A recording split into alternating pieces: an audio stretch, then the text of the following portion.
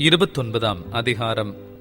ஓரேபிலே இஸ்ரவேல் புத்திரரோடே பண்ணிக்கொண்ட உடன்படிக்கை அல்லாமல் மோவாபின் தேசத்திலே அவர்களோடே உடன்படிக்கை பண்ண கர்த்தர் மோசேக்கு கட்டளையிட்ட வார்த்தைகள் இவைகளே.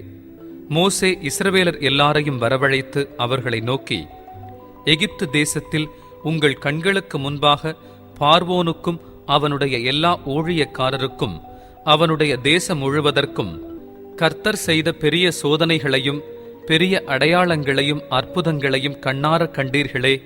ஆகிலும் கர்த்தர் உங்களுக்கு உணரத்தக்க இருதயத்தையும் காணத்தக்க கண்களையும் கேட்கத்தக்க காதுகளையும் இந்நாள் வரைக்கும் கொடுக்கவில்லை. கர்த்தராகிய நான் உங்கள் தேவன் என்று நீங்கள் அறிந்து கொள்ளும் படிக்க நான் 40 வருஷம் உங்களை வனாந்தரத்தில் நடத்தினேன். உங்கள் மேலிருந்த வஸ்திரம் பழையதாய் போகவும் இல்லை, உங்கள் காலிலிருந்த பாதரட்சைகள் பழையதாய் போகவும் இல்லை. நீங்கள் அப்பம் சாப்பிடவும் இல்லை, திராட்சரசமும் மதுவும் குடிக்கவும் இல்லை என்றார். நீங்கள் இவ்விடத்துக்கு வந்தபோது எஸ்போனின் ராஜாவாகிய சீகோனும் பாசானின் ராஜாவாகிய ஓகும் நம்மோடு யுத்தம் செய்ய புறப்பட்டார்கள். நாம் அவர்களை முறிய அடித்து அவர்களுடைய தேசத்தை பிடித்து அதை ரூபனியருக்கும் காத்தியருக்கும் மனாசேயின் பாதி கோத்திரத்துக்கும் சுதந்திரமாக கொடுத்தோம். இப்பொழுதும் நீங்கள் செய்வதெல்லாம் உங்களுக்கு வாய்க்கும் படிக்க இந்த உடன்படிக்கையின் வார்த்தைகளை கைக்கொண்டு அவைகளின்படி செய்வீர்களாக. உன் தேவனாகிய கர்த்தர் உனக்குச் சொன்னபடியேயும் உன் பிதாக்களாகிய ஆபிரகாமுக்கும் ஈசாக்குக்கும் யாக்கோபுக்கும் ஆணையிட்டு கொடுத்தபடியேயும் இன்று உன்னை தமக்கு ஜனமாக ஏற்படுத்திக் கொள்ளவும் தாம் உனக்கு தேவனாயிருக்கவும் நீ உன் தேவனாகிய கர்த்தருடைய உடன்படிக்கைக்கும் இன்று அவர் உன்னோடே பண்ணுகிற அவருடைய ஆணையுறுதிக்கும் உட்படும்படிக்க உங்கள் கோத்திரங்களின் தலைவரும் உங்கள் மூப்பரும் உங்கள் அதிபதிகளும் இஸ்ரவேலின் சகல புருஷரும் உங்கள் பிள்ளைகளும் உங்கள் மனைவிகளும் உங்கள் பாளையத்துக்குள்ளிருக்கிற உங்கள் விறகுக்காரனும் உங்கள் தண்ணீர்க்காரனுமான அந்நியர் எல்லாரும் இன்று உங்கள் தேவனாகிய கர்த்தருடைய சமூகத்தில் நிற்கிறீர்களே. நான் உங்களோடே மாத்திரம் இந்த உடன்படிக்கையையும் இந்த ஆணையையும் உறுதியையும் பண்ணாமல் இன்று இங்கே நம்மோடே கூட நம்முடைய தேவனாகிய கர்த்தருடைய சமூகத்தில் நிற்கிறவர்களோடேயும் இன்று இங்கே நம்மோடே இராதவர்களோடேயும் கூட அதை பண்ணுகிறேன். நாம் எகிப்து தேசத்தில் குடியிருந்ததையும் நாம் கடந்து வந்த இடங்களிலிருந்த ஜாதிகளின் நடுவில் நடந்து வந்ததையும் நீங்கள் அறிந்திருக்கிறீர்கள். அவர்களுடைய அருவருப்புகளையும் அவர்களிடத்தில் இருக்கிற மரமும் கல்லும் வெள்ளியும் பொன்னுமான அவர்களுடைய நரகலான தேவர்களையும் கண்டிருக்கிறீர்கள். ஆகையால் அந்த ஜாதிகளின் தேவர்களை சேவிக்கப் போகும்படி இன்று நம்முடைய தேவனாகிய கர்த்தரை விட்டு அகலுகிற இருதயமுள்ள ஒரு புருஷனாகிலும் ஸ்திரீயாகிலும் குடும்பமாகிலும் கோத்திரமாகிலும் உங்களில் இராதபடிக்கும் நஞ்சையும் எட்டியையும் உழைப்பிக்கிற யாதொரு வேர் உங்களில் இராதபடிக்கும் பாருங்கள். அப்படிப்பட்டவன் இந்த ஆணையுறுதியின் வார்த்தைகளை கேட்டும் தாகத்து நிமித்தம் வெறிக்க குடித்து மன இஷ்டப்படி நடந்தாலும் எனக்கு சுகமுண்டாயிருக்கும் என்று தன் உள்ளத்தை தேற்றிக் கொண்டால் கர்த்தர் அவனை மன்னிக்க சித்தமாயிரார். அப்பொழுது கர்த்தரின் கோபமும் எரிச்சலும் அந்த மனிதன் மேல் புகையும். இந்த புஸ்தகத்தில் எழுதியிருக்கிற சாபங்களெல்லாம் அவன் மேல் தங்கும். கர்த்தர் அவன் பேரை வானத்தின் கீழ் இராதபடிக்கு குலைத்து போடுவார். இந்த நியாயப்பிரமாண புஸ்தகத்தில் எழுதியிருக்கிற உடன்படிக்கையினுடைய சகல சாபங்களின் படியும் அவனுக்கு தீங்காக கர்த்தர் இஸ்ரவேல் கோத்திரங்கள் எல்லாவற்றிற்கும் அவனை புறம்பாக்கி போடுவார். அப்பொழுது உங்களுக்கு பின் எழும்பும் தலைமுறையான உங்கள் பிள்ளைகளும் தூர தேசத்திலிருந்து வரும் அந்நியரும் கர்த்தர் இந்த தேசத்துக்கு வருவித்த வாதைகளையும் நோய்களையும் காணும் போதும் கர்த்தர் தமது கோபத்திலும் தமது உக்கிரத்திலும் சோதோமையும் கொமோராவையும் அத்மாவையும் செபோயீமையும் கவிழ்த்து போட்டது போல இந்த தேசத்தின் நிலங்களெல்லாம் விதைப்பும் விளைவும் யாதொரு பூண்டின் முளைப்பும் இல்லாத படிக்க கந்தகத்தாலும் உப்பாலும் எரிக்கப்பட்டதை காணும் போதும் அந்த ஜாதிகளெல்லாம் கர்த்தர் இந்த தேசத்திற்கு ஏன் இப்படி செய்தார், இந்த மகா கோபம் பற்றி எரிந்ததற்கு காரணம் என்ன என்று சொல்லுவார்கள். அதற்கு அவர்களுடைய பிதாக்களின் தேவனாகிய கர்த்தர் அவர்களை எகிப்து தேசத்திலிருந்து புறப்பட பண்ணின போது அவர்களோடே பண்ணின உடன்படிக்கையை அவர்கள் விட்டு போய் தாங்கள் அறியாமலும் தங்களுக்கு ஒரு பலனும் அளிக்காமலும் இருக்கிற தேவர்களாகிய வேறே தேவர்களை சேவித்து அவைகளை பணிந்து கொண்டபடியினாலே கர்த்தர் இந்த புஸ்தகத்தில் எழுதியிருக்கிற சாபங்கள் எல்லாவற்றையும் இந்த தேசத்தின் மேல் வரப்பண்ண அதன் மேல் கோபம் மூண்டவராகி அவர்களை கோபத்தினாலும் உக்கிரத்தினாலும் மகா எரிச்சலினாலும் அவர்களுடைய தேசத்திலிருந்து வேரோடே பிடுங்கி இந்நாளில் இருக்கிறது போல அவர்களை வேறே தேசத்தில் எரிந்து விட்டார் என்று சொல்லப்படும். மறைவானவைகள் நம்முடைய தேவனாகிய கர்த்தருக்கே உரியவைகள், வெளிப்படுத்தப்பட்டவைகளோ இந்த நியாயப்பிரமாணத்தின் வார்த்தைகளின் படியெல்லாம் செய்யும்படிக்கு நமக்கும் நம்முடைய பிள்ளைகளுக்கும் என்றென்றைக்கும் உரியவைகள். 30ஆம் அதிகாரம். நான் உனக்கு முன்பாக வைத்த ஆசீர்வாதமும் சாபமுமாகிய இந்த காரியங்களெல்லாம் உன்மேல் வரும்போது நீ உன் தேவனாகிய கர்த்தரால் துரத்திவிடப்பட்டு எல்லா ஜாதிகளிடத்திலும் போயிருக்கும்போது நீ உன் இருதயத்திலே சிந்தனை செய்து உன் தேவனாகிய கர்த்தரிடத்துக்கே திரும்பி இன்று நான் உனக்கு கற்பிக்கிறபடியெல்லாம் நீயும் உன் பிள்ளைகளும் உங்கள் முழு இருதயத்தோடும் உங்கள் முழு ஆத்துமாவோடும் அவருடைய சத்தத்திற்கு செவி கொடுத்தால் உன் தேவனாகிய கர்த்தர் உன் சிறையிருப்பை திருப்பி உனக்கு இறங்கி உன் தேவனாகிய கர்த்தர் உன்னை சிதற அடித்த எல்லா ஜனங்களிடத்திலும் இருக்கிற உன்னை திரும்பச் சேர்த்து கொள்ளுவார். உன்னுடையவர்கள் வானத்தின் கடையான திசை மட்டும் துரத்துண்டிருந்தாலும் உன் தேவனாகிய கர்த்தர் அங்கே இருக்கிற உன்னை கூட்டி அங்கே இருந்து உன்னை கொண்டு வந்து உன் பிதாக்கள் சுதந்தரித்திருந்த தேசத்தை நீ சுதந்தரிக்கும்படிக்கு உன் தேவனாகிய கர்த்தர் அதில் உன்னை சேர்த்து உனக்கு நன்மை செய்து உன் பிதாக்களை பார்க்கிலும் உன்னை பெருகப் பண்ணுவார்.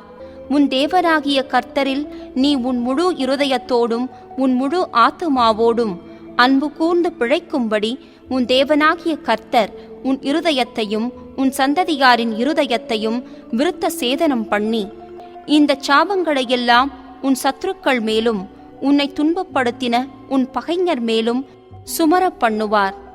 நீயோ மனம் திரும்பி கர்த்தரின் சத்தத்திற்கு செவி கொடுத்து நான் இன்று உனக்கு கற்பிக்கிற அவருடைய எல்லா கற்பனைகளின்படியும் செய்வாய். அப்பொழுது உனக்கு நன்மை உண்டாகும்படி உன் தேவனாகிய கர்த்தர் உன் கைகள் செய்யும் எல்லா வேலைகளிலும் உன் கர்ப்பத்தின் கனியிலும் உன் மிருக ஜீவனின் பலனிலும் உன் நிலத்தின் கனியிலும் உனக்கு பரிபூரணம் உண்டாகச் செய்வார். உன் தேவனாகிய கர்த்தருடைய சத்தத்திற்கு செவி கொடுத்து இந்த நியாய பிரமாண புஸ்தகத்தில் எழுதியிருக்கிற அவருடைய கற்பனைகளையும் அவருடைய கட்டளைகளையும் கைக்கொள்ளும் போதும் உன் தேவனாகிய கர்த்தரிடத்தில் உன் முழு இருதயத்தோடும் உன் முழு ஆத்துமாவோடும் திரும்பும் போதும் கர்த்தர் உன் பிதாக்கள் மேல் சந்தோஷமாயிருந்தது போல உன்மேலும் உனக்கு நன்மை உண்டாக திரும்பவும் சந்தோஷமாயிருப்பார். நான் இன்று உனக்கு விதிக்கிற கட்டளை உனக்கு மறை பொருளும் அல்ல, அது உனக்கு தூரமானதும் அல்ல.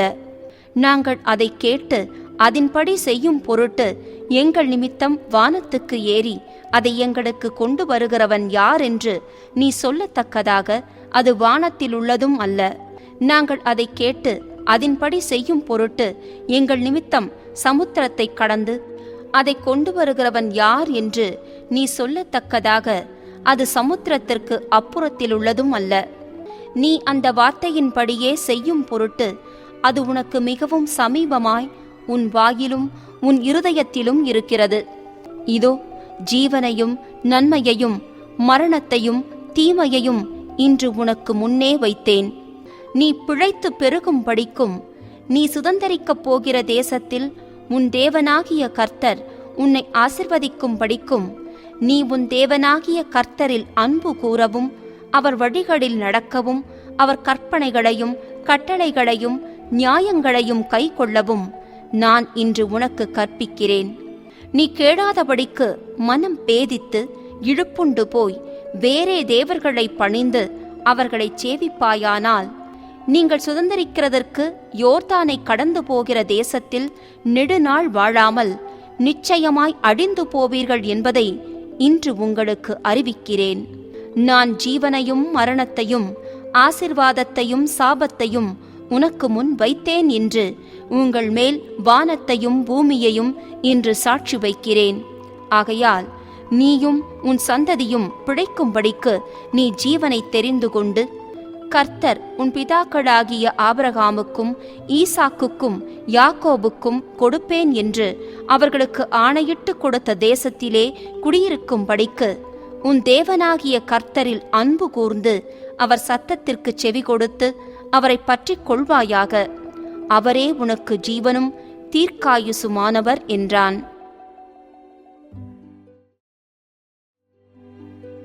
31 அதிகாரம். பின்னும் மோசே போய் இஸ்ரவேலர் யாவரையும் நோக்கி, இன்று நான் 120 வயதுள்ளவன், இனி நான் போக்கும் வரத்துமாயிருக்கக்கூடாது.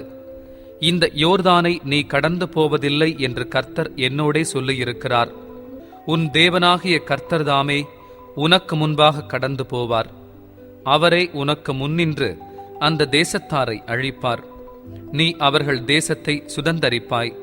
கர்த்தர் சொன்னபடியே யோசுவா உனக்கு முன்பாக கடந்து போவான். கர்த்தர் அழைத்த எமோரியரின் ராஜாக்களாகிய சீகோனுக்கும் ஓகுக்கும் அவர்கள் தேசத்திற்கும் செய்தது போலவே அவர்களுக்கும் செய்வார். நான் உங்களுக்கு விதித்த கட்டளைகளின்படி அவர்களுக்கு செய்வதற்கு கர்த்தர் அவர்களை உங்களுக்கு ஒப்புக் கொடுப்பார். நீங்கள் பலங்கொண்டு திடமனதாயிருங்கள்.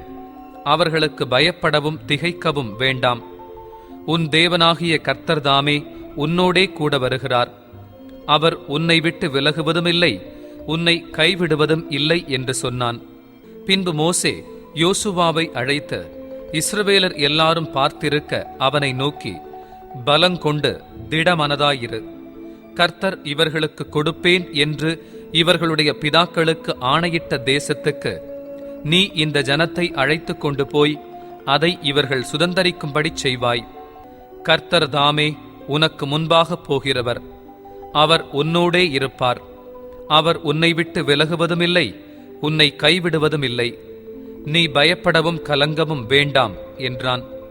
மோசே இந்த நியாயப்பிரமாணத்தை எழுதி அதை கர்த்தருடைய உடன்படிக்கை பெட்டியை சுமக்கிற லேவி புத்திரரான ஆசாரியருக்கும் இஸ்ரவேலுடைய மூப்பர் எல்லாருக்கும் ஒப்புவித்து அவர்களுக்கு கட்டளையிட்டது என்னவென்றால், விடுதலையின் வருஷமாகிய ஒவ்வொரு 7ஆம் வருஷத்தின் முடிவிலே கூடார பண்டிகையில் உன் தேவனாகிய கர்த்தர் தெரிந்து கொள்ளும் ஸ்தானத்தில் இஸ்ரவேலர் எல்லாரும் அவருடைய சந்நிதியில் சேர்ந்து வந்திருக்கும் போது இந்த நியாயப்பிரமாணத்தை இஸ்ரவேலர் எல்லாரும் கேட்க அவர்களுக்கு முன்பாக வாசிக்க கடவாய்.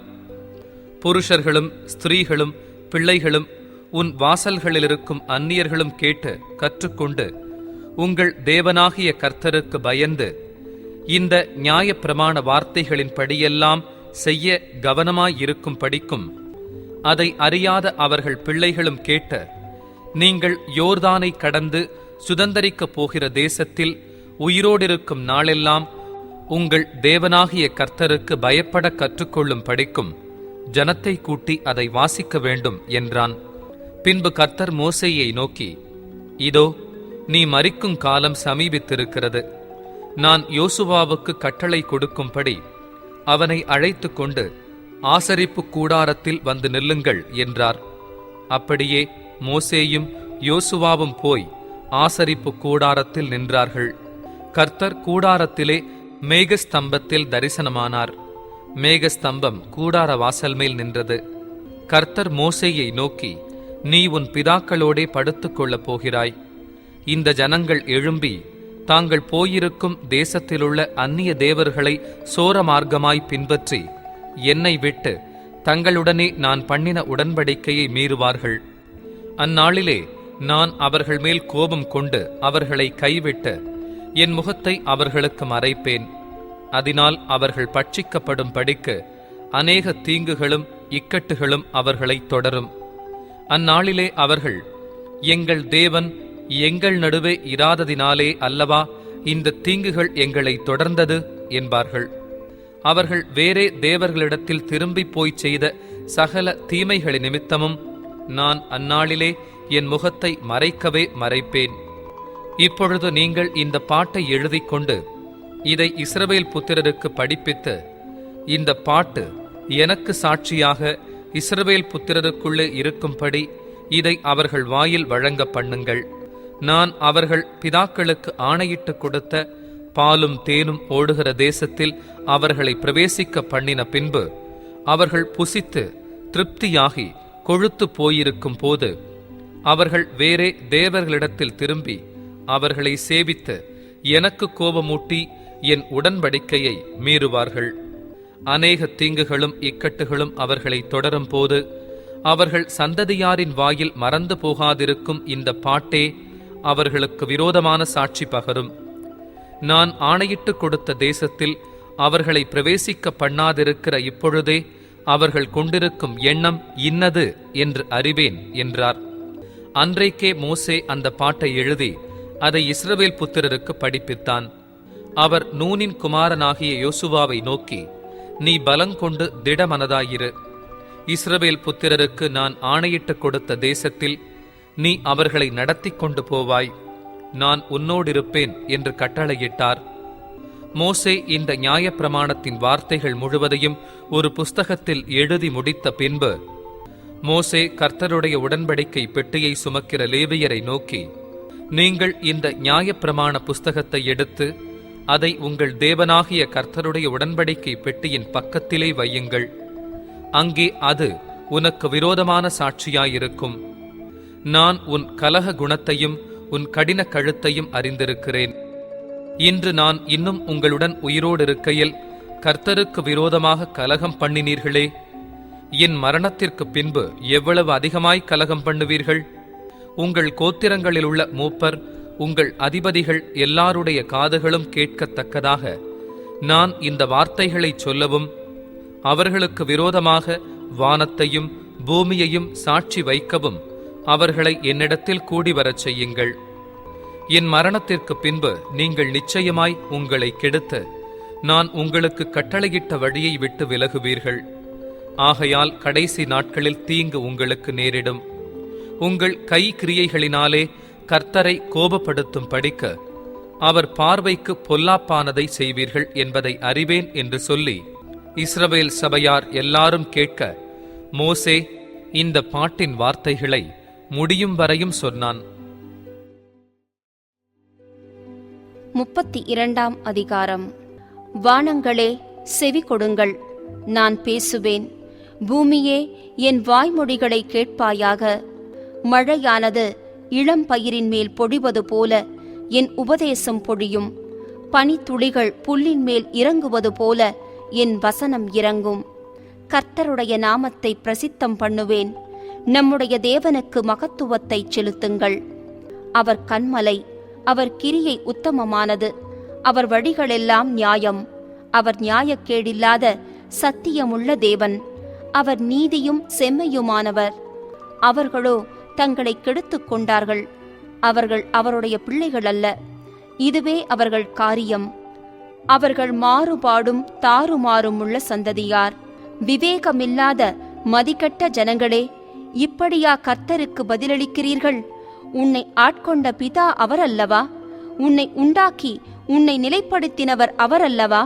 பூர்வ நாட்களை நினை, தலைமுறை தலைமுறையாய்ச் சென்ற வருஷங்களை கவனித்துப் பார். உன் தகப்பனை கேள், அவன் உனக்கு அறிவிப்பான். உன் மூப்பர்களை கேள், அவர்கள் உனக்குச் சொல்லுவார்கள். உன்னதமானவர் ஜாதிகளுக்கு சுதந்திரங்களை பங்கிட்டு ஆதாமின் புத்திரரை வெவ்வேறாய் பிரித்த காலத்தில் இஸ்ரவேல் புத்திரருடைய தொகைக்கு தக்கதாய் சர்வ ஜனங்களின் எல்லைகளை திட்டம் பண்ணினார். கர்த்தருடைய ஜனமே அவருடைய பங்கு, யாக்கோப்பு அவருடைய சுதந்திர வீதம். பாழான நிலத்திலும் ஊழையிடுதலுள்ள வெறுமையான அவாந்தர வெளியிலும் அவர் அவனை கண்டுபிடித்தார். அவனை நடத்தினார், அவனை உணர்த்தினார், அவனை தமது கண்மணியைப் போல காத்தருளினார். கழுகு தன் கூட்டை கலைத்து தன் குஞ்சுகளின் மேல் அசைவாடி தன் செட்டைகளை விரித்து அவைகளை எடுத்து அவைகளை தன் செட்டைகளின் மேல் சுமந்து கொண்டு போகிறது போல கர்த்தர் ஒருவரே அவனை வழிநடத்தினார். அந்நிய தேவன் அவரோடே இருந்ததில்லை. பூமியிலுள்ள உயர்ந்த ஸ்தானங்களின் மேல் அவனை ஏறி வர பண்ணினார். வயலில் விளையும் பலனை அவனுக்கு புசிக்க கொடுத்தார். கன்மலையிலுள்ள தேனையும் கற்பாறையிலிருந்து வடியும் எண்ணெயையும் அவன் உண்ணும்படி செய்தார். பசுவின் வெண்ணெயையும் ஆட்டின் பாலையும் பாசானில் மேயும் ஆட்டுக்குட்டிகள், ஆட்டுக்கடாக்கள், வெள்ளாட்டுக்கடாக்கள் இவைகளுடைய கொழுப்பையும் கொழுமையான கோதுமையையும் இரத்தம் போன்ற சுயமான திராட்ச ரசத்தையும் சாப்பிட்டாய். யெஷூரன் கொழுத்துப் போய் உதைத்தான். கொழுத்து ஸ்தூலித்து நிணம் துண்ணின போது தன்னை உண்டாக்கின தேவனை விட்டு தன் இரட்சிப்பின் கன்மலையை அசட்டை பண்ணினான். அந்நிய தேவர்களால் அவருக்கு எரிச்சலை மூட்டினார்கள். அருவருப்பானவைகளினால் அவரை கோபப்படுத்தினார்கள். அவர்கள் தேவனுக்கு பலியிடவில்லை. தாங்கள் அறியாதவைகளும் தங்கள் பிதாக்கள் பயப்படாதவைகளும் நூதனமாய் தோன்றிய புது தெய்வங்களுமாகிய பேய்களுக்கே பலியிட்டார்கள். உன்னை ஜெனிப்பித்த கன்மலையை நீ நினையாமற் போனாய். உன்னை பெற்ற தேவனை மறந்தாய். கர்த்தர் அதைக் கண்டு தமது குமாரரும் தமது குமாரத்திகளும் தம்மை கோபப்படுத்தினது நிமித்தம் மனமடிவாகி அவர்களை புறக்கணித்து என் முகத்தை அவர்களுக்கு மறைப்பேன். அவர்களுடைய முடிவு எப்படி இருக்கும் என்று பார்ப்பேன். அவர்கள் மகா மாறுபாடுள்ள சந்ததி, உண்மையில்லாத பிள்ளைகள். தெய்வம் அல்லாதவைகளினால் எனக்கு எரிச்சலை மூட்டி தங்கள் மாயைகளினால் என்னை கோபப்படுத்தினார்கள். ஆகையால் மதிக்கப்படாத ஜனங்களினால் அவர்களுக்கு எரிச்சலை உண்டாக்கி மதிகெட்ட ஜாதியினால் அவர்களை கோபப்படுத்துவேன். என் கோபத்தினால் அக்கினி பற்றிக் கொண்டது. அது தாழ்ந்த நரகம் மட்டும் எரியும். அது பூமியையும் அதன் பலனையும் அழித்து பர்வதங்களின் அஸ்திபாரங்களை வேகப் பண்ணும். தீங்குகளை அவர்கள் மேல் குவிப்பேன். என்னுடைய அம்புகளையெல்லாம் அவர்கள் மேல் பிரயோகிப்பேன். அவர்கள் பசியினால் வாடி எரிபந்தமான உஷ்ணத்தினாலும் கொடிய வாதையினாலும் மாண்டு போவார்கள்.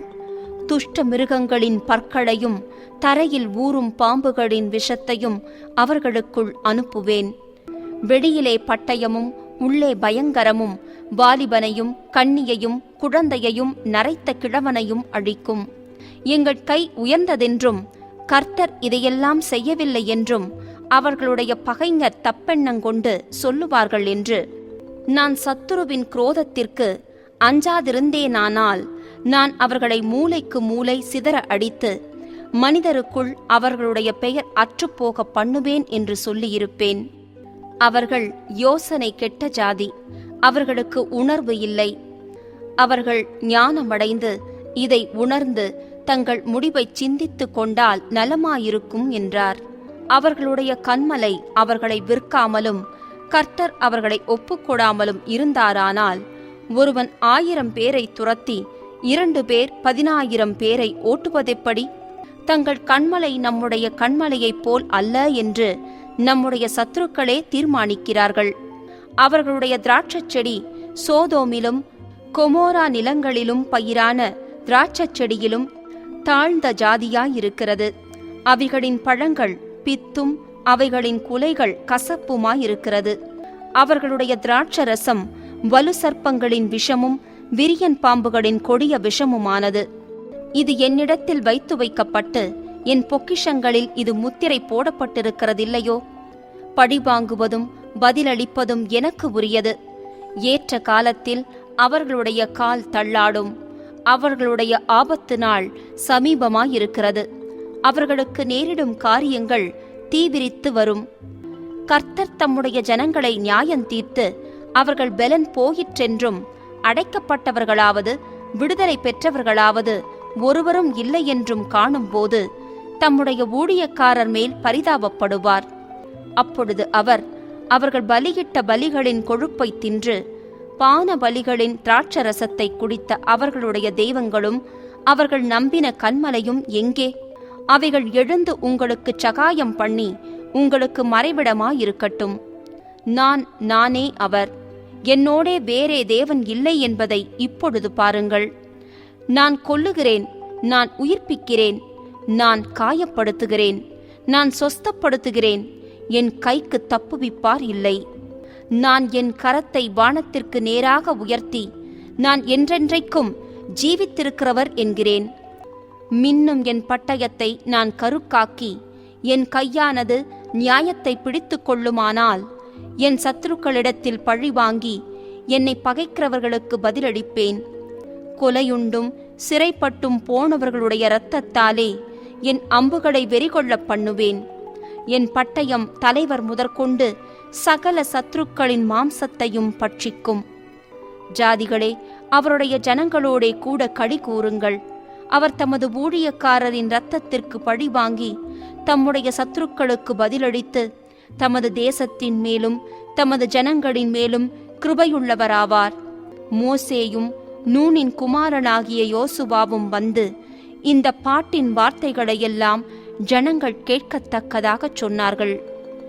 மோசே இந்த வார்த்தைகளையெல்லாம் இஸ்ரவேலர் யாவருக்கும் சொல்லி முடித்த பின்பு அவர்களை நோக்கி, இந்த நியாயப்பிரமாண வார்த்தைகளின்படியெல்லாம் உங்கள் பிள்ளைகள் செய்யும்படி கவனமாயிருக்க நீங்கள் அவர்களுக்கு கற்பிக்கும்படி நான் இன்று உங்களுக்கு சாட்சியாய் ஒப்புவிக்கிற வார்த்தைகளையெல்லாம் உங்கள் மனதிலே வையுங்கள்.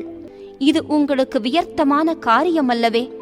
இது உங்கள் ஜீவனாயிருக்கிறது. நீங்கள் சுதந்தரித்துக் கொள்ளும்படி யோர்தானை கடந்து போய் சேரும் தேசத்தில் இதனால் உங்கள் நாட்களை நீடிக்க பண்ணுவீர்கள் என்றான். அந்த நாளிலேதானே கர்த்தர் மோசேயை நோக்கி, நீ எரிகோவுக்கு எதிரான மோவாப் தேசத்திலுள்ள இந்த அபாரீம் என்னும் மலைகளில் இருக்கிற நேபோ பர்வதத்தில் ஏறி நான் இஸ்ரவேல் சந்ததியாருக்கு காணியாட்சியாக கொடுக்கும் கானான் தேசத்தை பார். நீங்கள் சீன் வனாந்தரத்திலுள்ள காதேசிலே மேரிபாவின் தண்ணீர் சமீபத்தில் இஸ்ரவேல் புத்திரருக்குள்ளே என்னை பரிசுத்தம் பண்ணாமல் அவர்கள் நடுவே என் கட்டளைகளை மீறினதினாலே உன் சகோதரனாகிய ஆரோன் ஓர் என்னும் மலையிலே மரித்து தன் ஜனத்தாரிடத்தில் சேர்க்கப்பட்டது போல நீயும் ஏறப்போகிற மலையிலே மரித்து உன் ஜனத்தாரிடத்தில் சேர்க்கப்படுவாய். நான் இஸ்ரவேல் புத்திரருக்கு கொடுக்கப் போகிற எதிரே இருக்கிற தேசத்தை நீ பார்ப்பாய். ஆனாலும் அதற்குள் நீ பிரவேசிப்பதில்லை என்றார்.